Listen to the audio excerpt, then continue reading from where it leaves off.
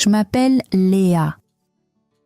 La première fois que je l'ai vu, il était allongé, dans la neige. Il en était partiellement couvert et ne bougeait pas du tout. Je rentrais du marché. Mon panier était vide parce que je n'avais pas assez d'argent pour acheter quoi que ce soit ce jour-là. Le vent était fort et la plupart des gens étaient déjà rentrés chez eux. Je l'ai remarqué près du bord de la forêt, à côté d'une clôture cassée que personne n'avait réparée depuis des années. Son manteau était déchiré et il y avait du sang sur l'une de ses mains. Pendant un moment, j'ai cru qu'il était mort. Je ne sais pas pourquoi, je me suis arrêtée. J'aurais pu continuer à marcher. Cela aurait été plus facile. Mais quelque chose en moi m'a dit de l'aider. Peut-être que c'était son visage. Il avait l'air calme, même s'il était blessé. Ou peut-être parce que je savais ce que cela voulait dire d'être seul. Mes parents sont morts quand j'avais 17 ans et depuis, je vis seule. Je travaille dans le village, je nettoie des maisons et j'aide les personnes âgées à porter leurs affaires. La plupart du temps, personne ne me remarque. Alors, quand je l'ai vu là, j'ai ressenti quelque chose d'étrange, comme si une histoire commençait. J'ai doucement touché son épaule. Il a bougé un peu, puis il a ouvert les yeux. Ils étaient verts, mais pas comme le vert des arbres ou de l'herbe. Ils étaient lents, plus brillants et plus froids. Il m'a regardé sans peur. Ses lèvres étaient sèches et sa voix était très faible quand il a dit « Ne pars pas ». Je lui ai dit que je resterais même si j'avais peur. Il était lourd, mais je l'ai tiré sur une vieille charrette en bois près de la clôture. Elle était là depuis longtemps. Lentement, je l'ai emmenée chez moi. Ma maison était petite et silencieuse, avec une seule pièce et un poêle qui ne fonctionnait pas toujours. Je lui ai enlevé ses bottes mouillées et j'ai vu que ses pieds étaient d'eau presque gelée. Je les ai enveloppés dans des tissus chauds et j'ai préparé de la soupe. Je n'avais pas beaucoup de nourriture, mais je lui ai donné de l'eau et je l'ai couvert avec 2 couvertures. Puis je me suis assise près de lui et je l'ai regardé dormir. Il ne s'est pas réveillé cette nuit-là. J'ai gardé le feu allumé et j'ai écouté le vent dehors. Le lendemain matin, il dormait encore. Je suis allée chez Madame Hall et je lui ai dit que j'étais malade.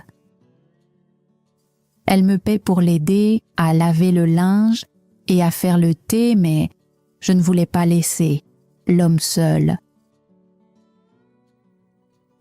Quand je suis rentrée à la maison, j'ai nettoyé ses blessures et changé les tissus autour de ses pieds.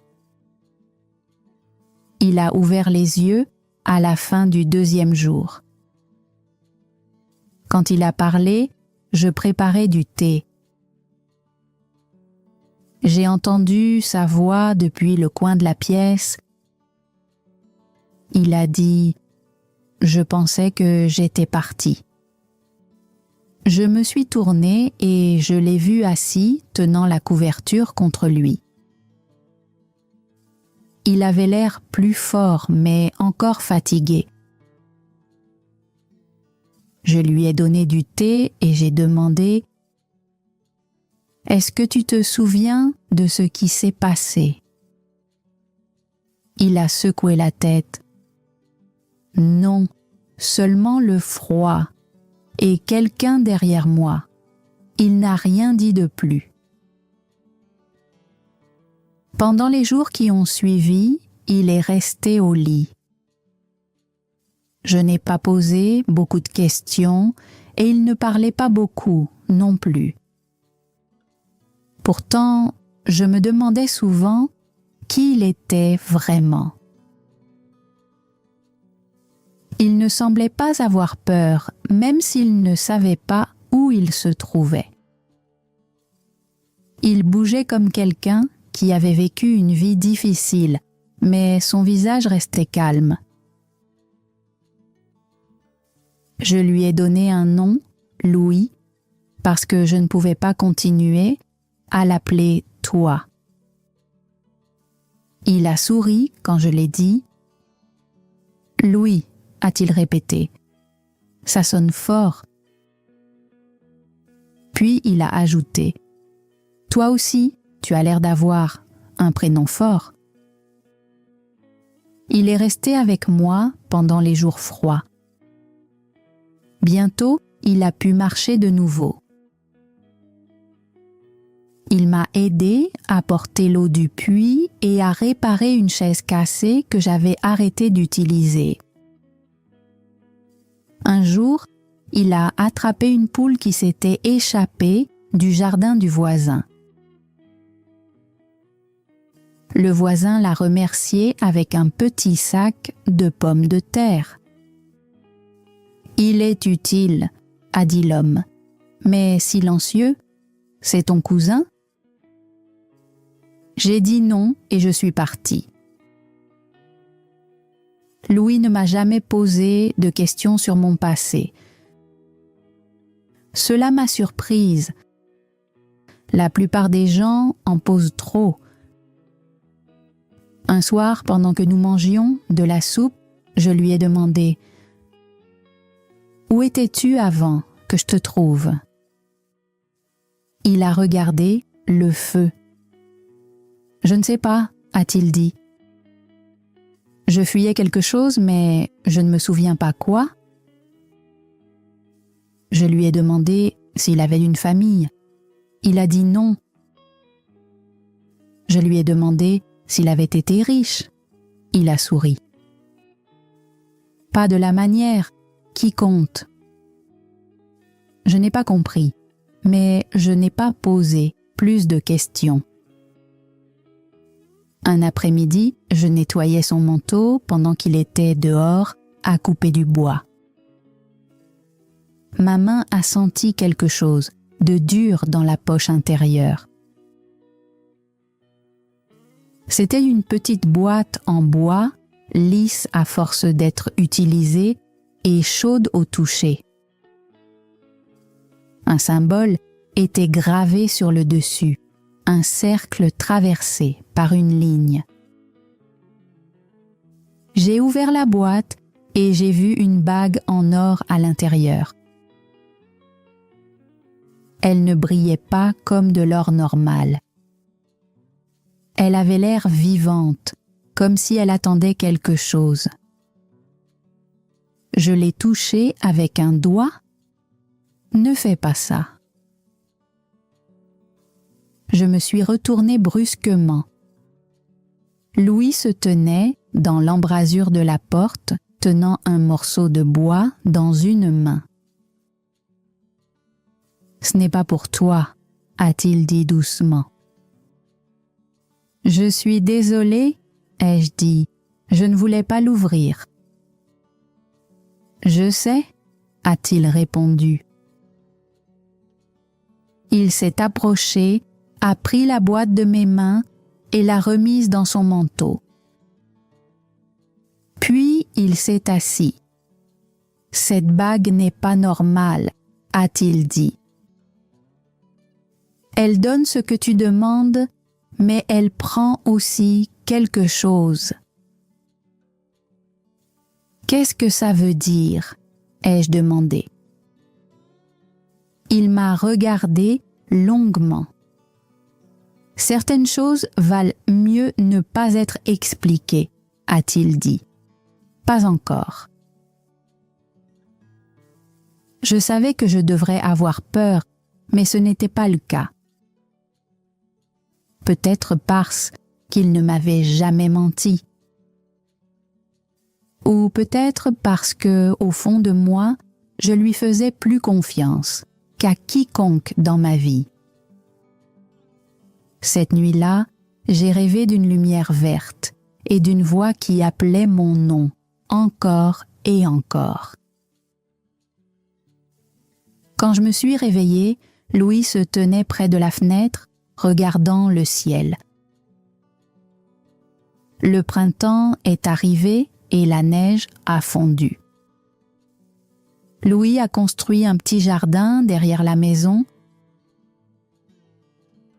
Nous avons planté des oignons et des carottes ensemble. Un matin, il m'a regardé et m'a demandé « Si je restais ici, si je restais vraiment, qu'en penserais-tu » Je n'ai pas répondu, tout de suite. Ma poitrine s'est réchauffée et j'ai souri. « Alors, je ne serai plus seule, » ai-je dit. Nous n'avons pas eu de mariage avec des invités ou de la musique. Nous nous sommes simplement appelés mari et femme. Je portais une robe bleue et il m'a fabriqué une bague en fil d'argent. Nous nous sommes tenus sous l'arbre au bord des bois, au même endroit où je l'avais trouvé pour la première fois. Le vent était doux et tout était calme.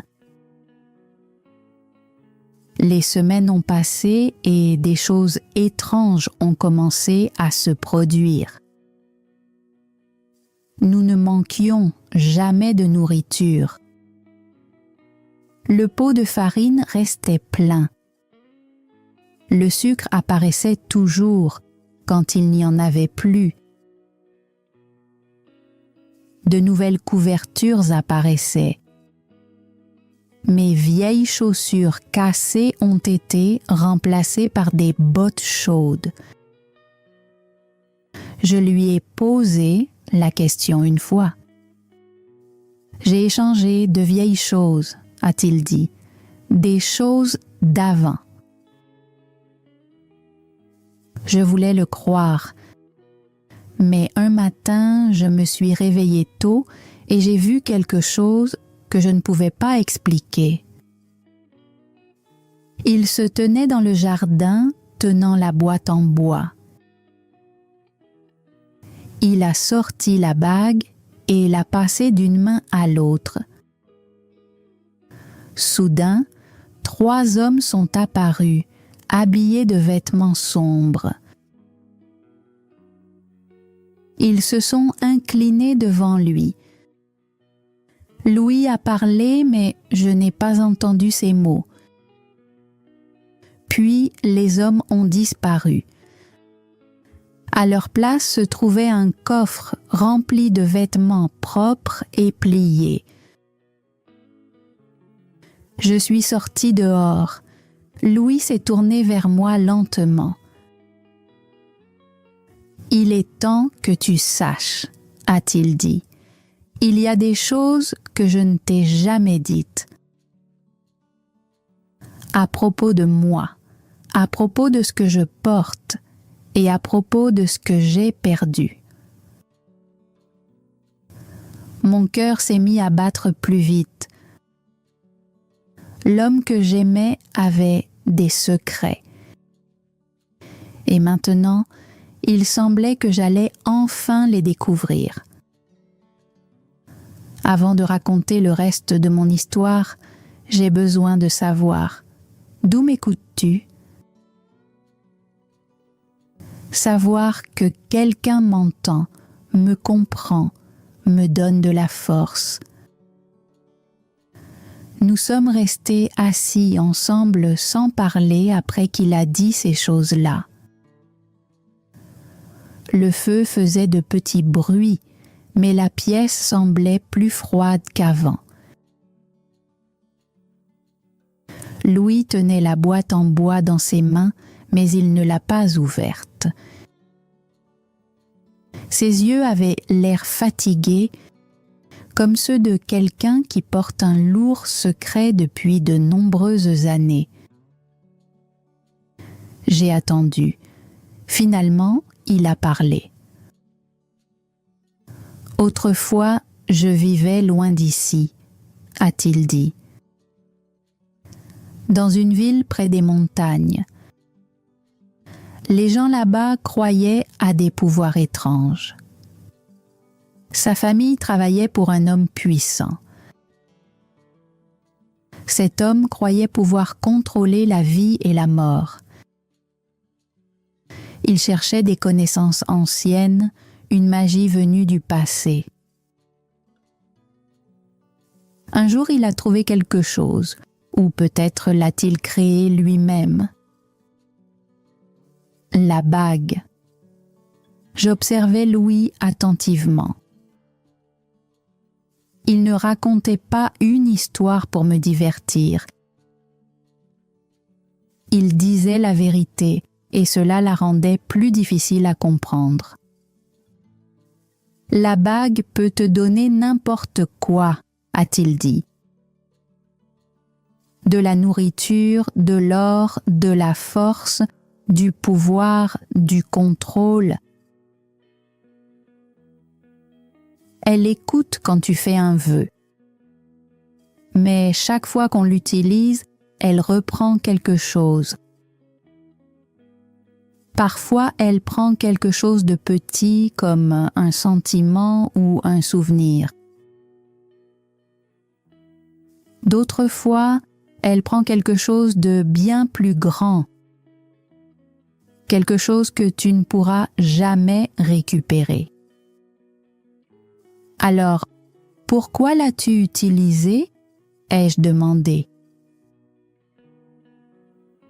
Il m'a regardé avec de la douleur dans les yeux. Parce qu'au début, je ne connaissais pas la vérité. Et quand j'ai enfin compris, il était trop tard. Je l'avais déjà utilisée trop de fois. Qu'est-ce qu'elle t'a pris ? Ai-je demandé doucement. Il s'est arrêté de parler un moment. Je ne peux plus me souvenir du visage de ma mère, a-t-il dit. Je ne me souviens plus de la voix de ma sœur. Je sais qu'elles ont existé, je sais que je les aimais. Mais leur visage et leur voix ont disparu. Une profonde tristesse a rempli ma poitrine. Je ne pouvais pas imaginer perdre les souvenirs des personnes que j'aimais le plus. Même après la mort, ce sont les souvenirs qui nous gardent forts. J'ai quitté cet endroit quand j'ai appris la vérité, a-t-il continué. Je me suis enfui avec la bague en espérant que personne ne me suivrait. Je pensais que si je la cachais, le mal s'arrêterait. Mais quelqu'un t'a suivi, ai-je dit en me souvenant de ses premiers mots. Oui, a-t-il répondu. L'homme qui a créé la bague la veut de retour. Il retrouve toujours ceux qui fuient. Nous sommes restés silencieux pendant longtemps. J'ai regardé la bague. Elle était petite et terne, juste un simple cercle de métal. Elle ne semblait pas dangereuse, mais je croyais chacun de ses mots. « Tu pourrais la jeter », ai-je murmuré. Il a secoué la tête. « Elle reviendrait à moi ou quelqu'un de pire la trouverait. Je la garde parce que je sais comment la cacher. Mais cela signifie courir, se cacher, ne jamais rester longtemps au même endroit. Mais tu es resté ici, ai-je dit. Il m'a regardé, la voix douce. Parce que je t'ai rencontré. Ces mots ont touché quelque chose de très profond en moi. J'ai eu peur, mais j'ai aussi ressenti de l'espoir. Peut-être que l'amour pouvait exister même dans le danger. Le lendemain, j'ai repensé à tout ce qu'il m'avait dit. J'ai regardé notre maison comme elle était devenue chaleureuse, comme la vie était devenue facile. Mais je me suis aussi souvenu du jour où je l'avais trouvée dans la neige, brisée et seule. Rien ne vient sans un prix. Les jours ont passé, lentement. Louis essayait de ne pas utiliser la bague. Nous travaillions côte à côte comme avant. Nous avons planté davantage de cultures, réparé le toit encore une fois et peint les murs à l'intérieur. Nous avons ri. Par moments, j'oubliais que la bague existait. Puis, un matin au marché, j'ai entendu 2 étrangers parler, près de l'étal de pain. Leurs vêtements étaient trop propres. Leur voix était calme et mesurée. « Il a été vu près de la forêt », a dit l'un. « Il l'a encore, nous devons agir bientôt. » Mon corps s'est figé, je ne me suis pas retournée. Je savais qu'il parlait de Louis. J'ai quitté le marché rapidement, le cœur battant à toute vitesse. Quand je suis rentrée à la maison, je lui ai tout raconté. Il a écouté en silence, puis il s'est dirigé vers la porte et l'a verrouillée. « Ils m'ont trouvé », a-t-il dit. « Il est temps de partir. » « Partir ?» ai-je dit. « Nous commencions à peine à vivre. »« Ils viendront », a-t-il dit doucement. « Et ils ne se soucieront pas de qui sera blessé. » Quelque chose brûlait en moi, la peur, la colère, l'amour. « Alors ne fuyons pas », ai-je dit. « Battons-nous ou cachons-nous ou détruisons la bague. » Il m'a regardé avec surprise. « La détruire ? » « Pourquoi pas ?» ai-je répondu. « Si elle n'apporte que de la douleur, pourquoi devrait-elle exister ?» Il a ouvert la boîte en bois et a fixé la bague. « Je n'ai jamais essayé, » a-t-il dit. « Alors peut-être que le moment est venu ?» Cette nuit-là, nous sommes retournés à l'endroit où je l'avais trouvée pour la première fois. Le même endroit, près de la clôture cassée, nous avons creusé un trou profond et y avons placé la bague. Louis a ajouté du sel, des cendres et de petits morceaux d'argent. Il a murmuré des mots dans une langue que je ne comprenais pas. Puis, nous l'avons brûlé. Le feu est devenu bleu. Le sol a tremblé pendant un bref instant. Puis, tout est devenu silencieux. La bague avait disparu. Du moins, c'est ce que nous croyions. En rentrant, Louis me tenait la main. Il ne disait rien, mais je sentais que quelque chose avait changé.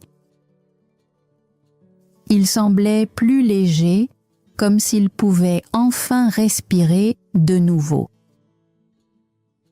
Mais la paix ne dure jamais.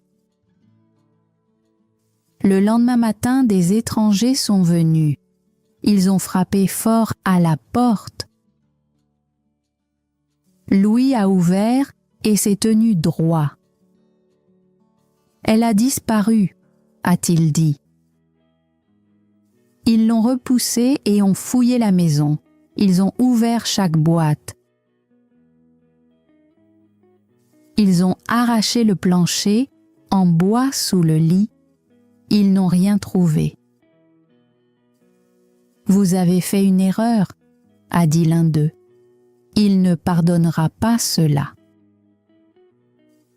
Louis est resté silencieux. Les hommes sont partis, mais nous savions que ce n'était pas fini.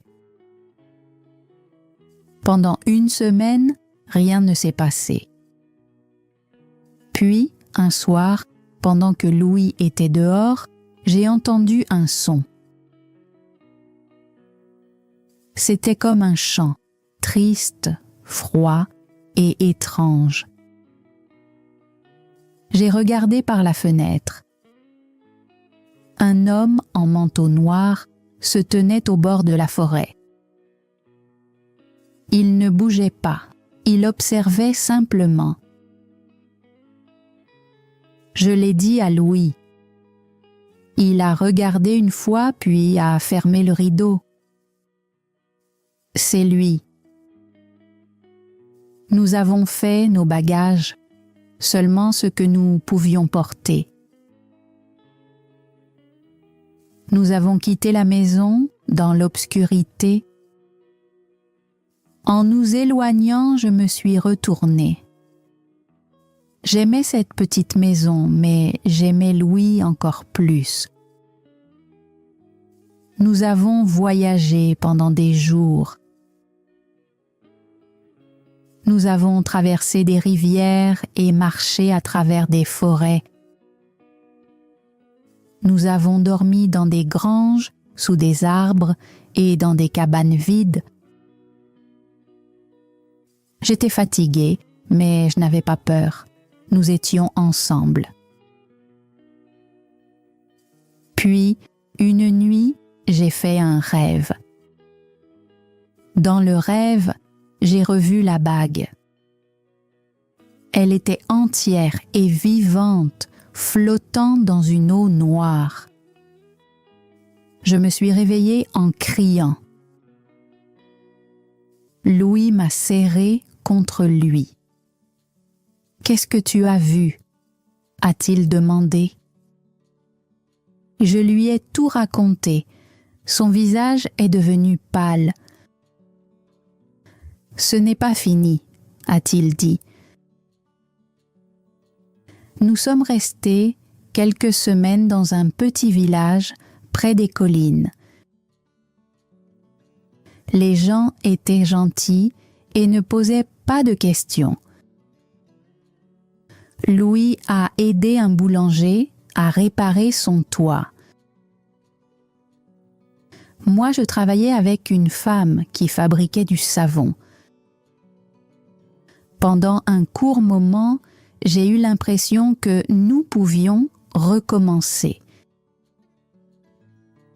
Il n'y avait plus de bague, plus de magie, plus de peur. Mais je voyais toujours de l'inquiétude dans les yeux de Louis. Il souriait pour moi, mais il ne cessait jamais de regarder derrière lui. Un après-midi, je l'ai trouvé debout près de la rivière, fixant l'eau. Son visage semblait lointain, comme s'il essayait de se souvenir de quelque chose, de perdu depuis longtemps. Je me suis placée à côté de lui et j'ai attendu. Après un moment, il a parlé doucement.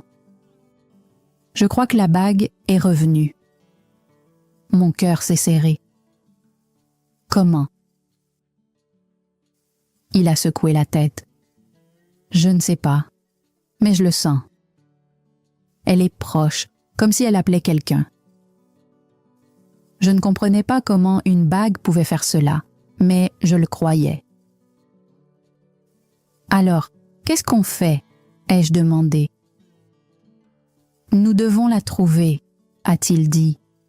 Avant eux. Nous sommes partis le lendemain. Nous n'avons suivi aucune carte, seulement le sentiment de Louis. Il croyait que la bague n'était plus enterrée. Il croyait qu'elle s'était déplacée.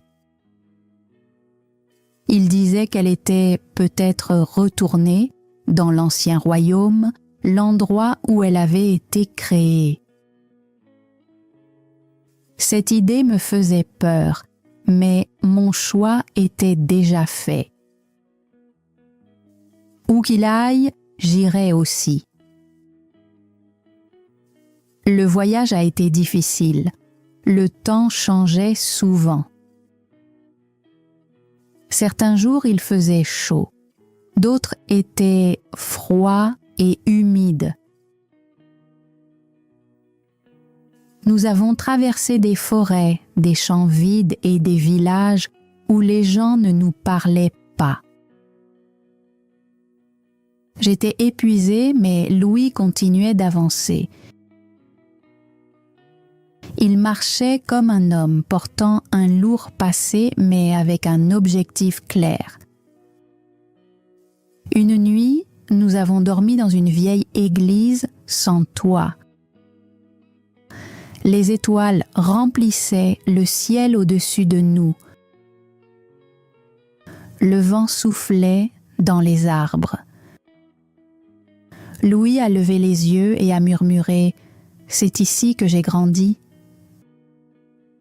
J'ai été surprise. « Ici ?» Il a hoché la tête. Ma maison était tout près. Elle n'existe plus maintenant. Elle a brûlé après mon départ. Il n'a rien ajouté. Je lui ai pris la main et je suis restée près de lui. Le lendemain, nous avons atteint une petite ville au bord d'une vallée profonde. Au fond se dressait une tour noire, haute et mince comme un doigt pointé vers le ciel. Louis s'est arrêté en la voyant. « Elle est là », a-t-il dit. J'ai regardé la tour et j'ai ressenti un froid. Même de loin, elle semblait mauvaise, comme si elle n'avait pas sa place dans ce monde. « Qu'est-ce qu'il y a à l'intérieur ?» ai-je demandé. « De la douleur, » a-t-il répondu, « et du pouvoir. » Nous avons attendu la nuit. Puis nous sommes descendus dans la vallée. Il nous a fallu de longues heures pour atteindre la tour. Le sol était couvert de feuilles mortes. Les arbres étaient nus, aucun oiseau, aucun bruit. Tout semblait immobile. Quand nous sommes arrivés devant la porte de la tour, Louis s'est arrêté. « Tu n'es pas obligé de venir », a-t-il dit. Je me suis rapprochée et j'ai pris sa main. « Si, je le dois ?» La porte s'est ouverte. Dans un grand bruit, nous sommes entrés dans l'obscurité. À l'intérieur, l'air était épais et lourd. Les murs étaient faits de pierres noires. Il n'y avait pas de fenêtre. Nous avancions lentement, main dans la main, effrayés de nous lâcher. Puis une voix est sortie des ombres. « Tu es revenu. » C'était le même homme que j'avais vu auparavant. Celui au manteau noir qui nous observait depuis la forêt. Maintenant, il se tenait tout près. Son visage était pâle. Ses yeux semblaient vides, comme du verre. Il n'avait pas l'air en colère, il avait l'air curieux. « Vous avez détruit la bague » a-t-il dit, « ou essayé de le faire ?» Louis s'est placé devant moi. « Laisse-la en dehors de tout ça. » L'homme a souri. « Elle a choisi de venir. Cela fait d'elle une partie de cette histoire. » Il nous a regardés. « Maintenant, dites-moi, qu'est-ce que vous voulez ?» « Je veux l'équilibre, » a dit l'homme avant que Louis ne puisse parler. « Cette bague est plus ancienne que vous ne le pensez. Elle appartient à cet endroit et elle n'en a pas fini avec vous. » Soudain, le sol a tremblé. Une lumière vive est apparue au centre de la pièce. La bague flottait au-dessus d'une table en pierre, tournant lentement. Elle était entière à nouveau. J'ai retenu un cri. « Comment est-ce possible ?»«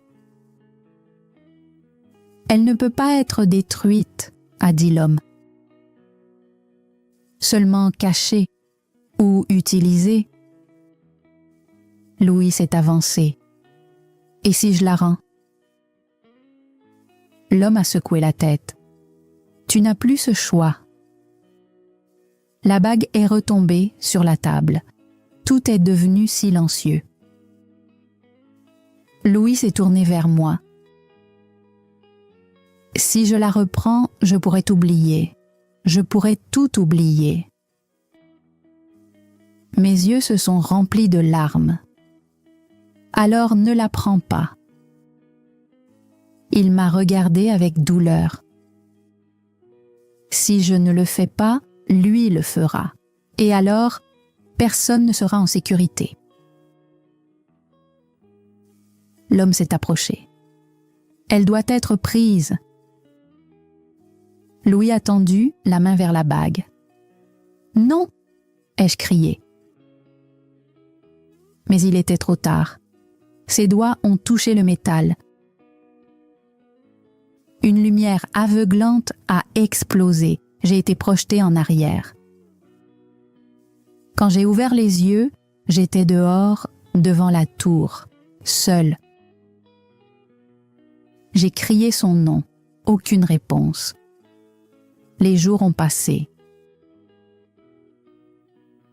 J'ai cherché dans la vallée, la tour, la ville, aucun signe de Louis.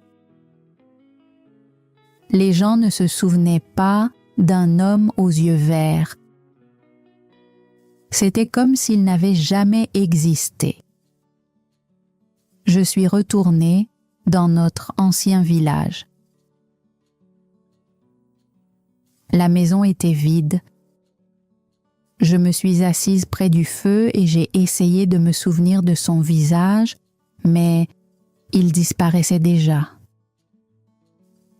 J'ai tout écrit dans un carnet, espérant que les mots m'aideraient à me souvenir. Une année a passé.